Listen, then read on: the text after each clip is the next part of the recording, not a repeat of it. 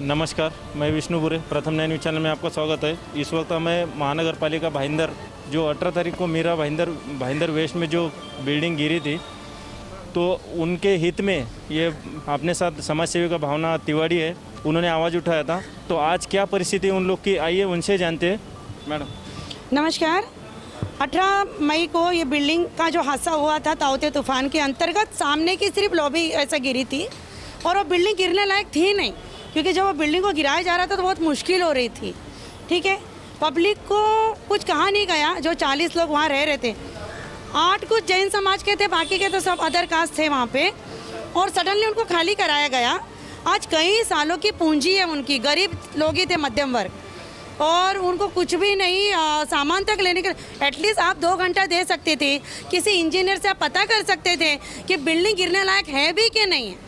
तुरंत कार्रवाई करना, भर बारिश में पब्लिक को रोड पे लाना, कोरोना जैसी महामारी में जहां बोला जाता है सोशल डिस्टेंसिंग रखो, मास्क लगाओ, बार बार हाथ धो, तो वो जो 40 परिवार रोड पे आया था, तब यहाँ के हमारे महानगर पालिका के सारे अधिकारी थे, मीरा भाईंदर की आमदार जी थी, वो शिवसेना गली के सारे कॉरपोरेटर्स थे, उनके सामने जब पब्लिकों को नीचे लाया गया, पब्लिक चिल्ला रही है। हमारी मीरा भाईंदर की आमदार 145 प्रभाग की जो आमदार है, वो बोल रही थी आपका रहने का बंदोबस्त कर दिया जाएगा, आपके सामान को कोई नुकसान नहीं पहुंचाया जाएगा। तो मैं ये कहना चाहती हूँ, जब तुरंत उनकी बिल्डिंग गिरा के उनके सामान को नुकसान पहुंचाया गया, उसका क्या? आज आपने जो मीरा भाईंदर में कुछ दिन पहले जो कई लोगों को, वहाँ के 8 जैन समाज वालों को बुलाया गया जिनका खुद का घर था, उनको ये बोला गया कि आप आइए, अर्जेंट आपसे काम है महानगर पालिका में। वो लोग यहाँ पर आए, तुरंत पेपर पे उनकी साइन ली गई और एक बड़ी सी चाबी लेकर फोटो खींची गई। सारे जितने हमारे पत्रकार भाई बहन थे, उनको तो बोला गया उनका कर्तव्य बनता है, वो कहीं ना कहीं से निकल कर आए। तुरंत फोटो सेशन हुआ, उनको खुद को समझ में नहीं आ रहा था, बाद में उनको पता चला 120 स्क्वायर फीट की जगह दी गई है। अब वो बेचारे ये मीरा भाईंदर महानगर पालिका में 30 साल 25 साल से रह रहे, उनकी ज़िंदगी निकल गई, उनका जैन समाज यहाँ पर है, उनका काम धंधा यहाँ पर है, उनको पेंकर पाड़ा दहीसर में जगह दी गई और 120 स्क्वायर फुट की जो दरवाज़ा खोलो तो सामने बाथरूम है। अब वो बेचारे सामान रखे जो यहाँ वहाँ से उन्होंने अरेंज किया है, या वो खुद रहे। अगर 6 लोग रह रहे या 5 लोग रहे तो 2 लोग रहो, बाकी 3 लोग भाड़े से जाओ।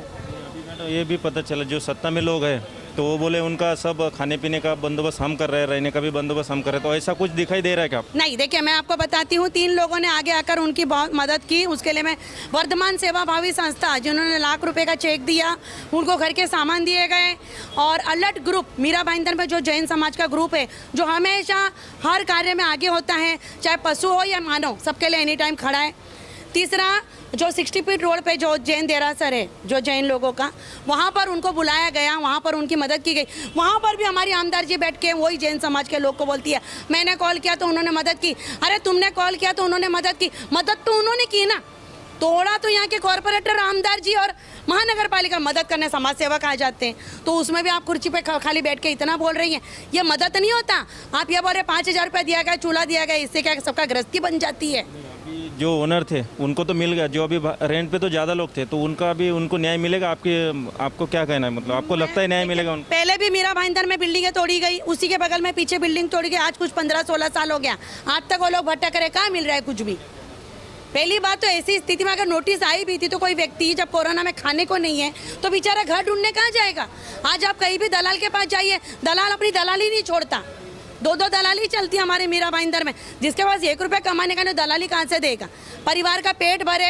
एक तो जो बच्चों लोग ने जाके ऊपर ऑब्जेक्शन लिया अपना सामान, उनको आप इंजीनियरिंग पढ़ने वाले बच्चों को, यही हमारे राजनीतिज्ञ लोगों के सामने उनके ऊपर FIR हुआ। आज सारे भटक रहे, कुछ नहीं है उनको। आज वो बेचारे मेरे सामने, जब उनका मेरे को कॉल आया, मैं सडनली गई, पता नहीं बाद में वो मेरे संपर्क में नहीं, उनको क्या, जब मैंने लाइव वीडियो डाल के सारी चीज़ें सामने रखी, उस पर भी 3000 आपको हर महीने भाड़ा देना है। वो जो 120 स्क्वायर फुट की जगह का, उस पर आप खिला नहीं ठोक सकते, कुछ भी नहीं कर सकते। अच्छा, वापस उनको भाड़ा मांगे जा रहा है? भाड़ा दिया जा, भाड़ा देना है। अगर भाड़ा नहीं दिया तो तुम्हारे रास्ते निकलो। देने के टाइम में तो लोगों ने फोटो खींची, चाहे वो किसी भी पार्टी की हो, पार्टी, पर जब पैसा आप हर महीने उनसे 3000 रुपये लोगे, उसकी फोटो आएगी क्या सोशल पे? वो आप बताओगे कि इन्होंने आगे भाड़ा भरा। आप बिल्डर लॉबी क्यों, मैं बार बार बोलती हूँ, बिल्डर लॉबी के हैं। आपको 8 जन का भला करना था, कर देते। भाड़े पे ही देना था, भाड़ा ले लेते। 3,000 आप उधर से ले रहे हो, 3,000 आप ले लेते। आपने खुद जाके पहले पता किया कि जो बिल्डिंग में उनको जो MMRD में घर दिए गए वो कैसे हैं। वहाँ सांस नहीं ले सकता आदमी। उन लोगों को आप जानवर की तरह एक चबूतरे में ठूस रहे हो, क्या ये? आखिरी सवाल ये है, जो अभी सत्ता में है और ये महानगर पालिका, आपको क्या संदेश देना चाहेंगे उन लोगों के लिए? सब अपना पलड़ा झाड़ते, हमने कर दिया। ठेका कोई नहीं लेना चाहता। एक बार आप जीत गए, बस आपका पूरा हो गया। 9 वचन आपके धरे के धरे रह गए। मैं किसी पार्टी को टारगेट नहीं करती हूँ, वो उधर दोनों पार्टी खड़ी थी। शिवसेना गली के कॉरपोरेटर भी थे और आमदार जी भी थी, महानगर पालिका के आयुक्त भी थे। यहाँ पर सामान्य व्यक्ति सिर्फ कीड़ा मकोड़ा है, उसका कोई जिम्मेदारी लेता नहीं है। कोरोना के नाम पर ये सारी चीज़ें की जाती है, मास्क लगाओ, पर जो लोग आज मलबे पे खड़े अपने सामान का तितर बितर, सामान भी 3.5 लाख रुपए में बेच दिया गया, वो 1 रुपया भी उनको नहीं दिया गया। आपको क्या लगता है अभी इसमें समाजकारण चल रहा है कि राजकारण चल रहा है? दोनों भी। जो लोग सामाजिक कार्य कर रहे हैं, हम जैसे लोग हैं, या जो लोग बेचारे दे रहे वो समाज कारण कर रहे, उसका भी क्रेडिट कर रहे हैं। राजकारण भी चल रहा है। वो बिल्डिंग गिराने के पीछे क्या कारण था, ये हर राजनेता को मालूम है। क्यों बिल्डिंग गिराई गई। आगे भी मीरा भाईंदर में ऐसी बिल्डिंग है गिरने वाली। गलती हमारे लोगों की है जो आगे आकर अपने लिए हक के लिए बोलते नहीं। ये कारण है, हम बोलते हैं तो हम दिख जाते हैं, बस और कोई बात नाही। मी अनिता दीक्षित, माझं पण न्यूजपेपरची मी संपादिका आहे, समाजकार्य आहे, माझ्या NGO पण आहे आणि स्टेटच्या हॉस्पिटल कमिटीवर पण आहे मी. ॲक्च्युली त्या दिवशी जे घडलेलं आहे ते एक स्लॅब पडला होता. तर त्याच्यासाठी ते पूर्ण बिल्डिंग तोडायची गरज नाही होती. त्याला पिलर लावून ते उभं करू शकले असते.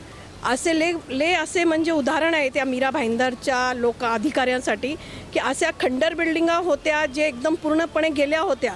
त्याला ह्या लोकांनी परमिशन देऊन त्याला रिपेरिंगला लावला, त्याला तोडू दिला नाही. पण ही तर बिल्डिंग चांगली होती, मग ह्याला तोडायची काय गरज होती?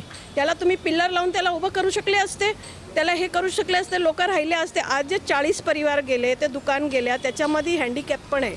त्यांना त्यांच्या दोघं नवरा बायको पूर्णपणे हँडिकॅप आहे, त्यांचं सामान काढू दिला नाही, काय नाही. आणि जे 8 लोक आहे यांचे म्हणजे जैन समाजचे आहे, यांचे ओळखीचे, यांचे चांगले संपर्कात येतात, त्यांना तुम्ही घर देतात. त्यांना घर देताना त्यांचा पण विचार करा. आणि काही गोष्टी असे आहे जे बिचाऱ्या काही लोकांना माहीत नाही. 2 फॅमिलीमध्ये लग्न होते, त्यांच्या घरामध्ये एकाच्या घरामध्ये 8 लाख कॅश होता, 4 तोळे सोना होता, एकाच्या घरामध्ये 10 लाख होता आणि 12 तोळे सोना होता. ते पण ह्या लोकांनी पूर्णपणे हे केला. रात्री अर्ध्या रात्री ते टेम्पो भरून गेले, चांगले कपाट त्याच्यामध्ये भरून गेले. ठीक आहे, ते जेव्हा तुम्ही भरून घेऊन गेले, तुम्हाला जे सत्तावर बसले आहेत का जे अधिकारी बसले आहेत त्या लोकांना शरम वाटायला पाहिजे की आम्ही जे हे केलं आहे हे उद्या आमच्याबरोबर पण घडू शकतो. नाही, त्या लोकांचं तर म्हणणं आहे आम्ही मदत करतो ना, आम्हाला पण दुःख होत आहे. त्यांना काही दुःख होत नाही, त्यांना मजा वाटतो अशा लोकांना हे करणं. आणि लगेच ते लोकांनी मग नोटीस सगळ्या बिल्डिंगला इश्यू केले की हे बिल्डिंगा तोडा, हे बिल्डिंगा तोडा. जे बिल्डिंगा तोडण्यासारखे असतात त्यांना तर तुम्ही परमिशन देतात, त्यांची तुम्ही रिपेरिंग करा. हां, जे पूर्ण खंडर आहेत, जर्जरी आहे, त्याच्यामध्ये माणूस उभा राहू शकत नाही, त्याला परमिशन देऊन पैसे खाऊन तुम्ही परमिशन देतात. मग जर तुम्हाला असाच भ्रष्टाचार करायचा आहे तर तुम्हाला सत्यावर बसायचा आणि अधिकारी म्हणून बसायचा काही अधिकार नाही आहे. ते लोकांना हे अधिकारच नाही आहे. त्यांच्यामध्ये माणुसकी नाही, माणुसकी मरून गेले. त्यांची माणुसकी फक्त सत्ता आणि पैसा, ते अधिकाऱ्यांचे आणि यांची हेच माणुसकी आहे, दुसरी काही माणुसकी नाही आहे. आखरी एक प्रश्न, आता जे नागरिकांना तुम्ही काय संदेश द्याल? आता जसे तुमच्यावर अन्याय होतात, मग चिटिंग होते, तुमच्यासोबत धोकाधडी होते, तर त्यांना काय संदेश द्याल पूर्ण मीरा भाईंदरवासियांना? पूर्ण मीरा भाईंदरवासियाला मी एकच संदेश देणार की जर असा काही चिटिंग होत आहे का, असा तुमच्याबरोबर भ्रष्टाचार होत आहे, सगळ्यांनी मिळून अशा सत्ताधाऱ्याला आणि अशा अधिकाऱ्याला कुत्र्यासारखा मारू. तो ये आप देख सकते हैं कि उन लोग को जो अभी 1 महीना होने को आ रहा है, वो बिल्डिंग जो गिरी थी, जो अभी उनको मकान भी दिया तो एकदम छोटा छोटा मकान दिया ऐसा मालूम पड़ा है, और उनका भाड़ा भी रिटर्न मांगे जा रहा है. तो ये मैडम ने भी बहुत आवाज़ उठाया था, लेकिन जो सत्ताधारी लोग हैं वो खाली आश्वासन दे के मतलब अभी गायब ही हो गए. उन लोग का कहना है कि इधर कोई आता भी नहीं और पूछता भी नहीं. जो 8 लोग थे उनको सब मिल गया. तो मैं ये कहना चाहता हूँ शासन प्रशासन से कि इन लोग बोलते हैं कि हमारे साथ धोखाधड़ी हो गए. जो नेता लोग भी वो भी आश्वासन, झूठे मूठे आश्वासन दे के निकल गए, अभी कोई ध्यान नहीं दे रहा है. तो मैं शासन प्रशासन से यही विनती करता हूँ कि ऐसा किसी के ऊपर ना हो, क्योंकि उनके जो सामान भी था, सोना भी था, किसी के साथ घर में शादी भी थी, तो उनका सब बर्बाद हो गया. कपड़ा रोटी मकान हो तो सब चला गया उन लोग का. अभी खाने का भी उन लोग का एक टाइम का प्रॉब्लम हो रहा है, तो उनके ऊपर कोई ध्यान ही नहीं दे रहा है. तो मैं शासन प्रशासन से विनती करता हूँ कि इन लोग के ऊपर थोड़ा ध्यान दीजिए, और जो शासन प्रशासन के लोग और नेता लोग जो चीटिंग करते वो ना करें. मैं विष्णु बुरे, प्रथम न्यूज़ चैनल, कैमरामैन रफ़ीक खान के साथ भाईंदर.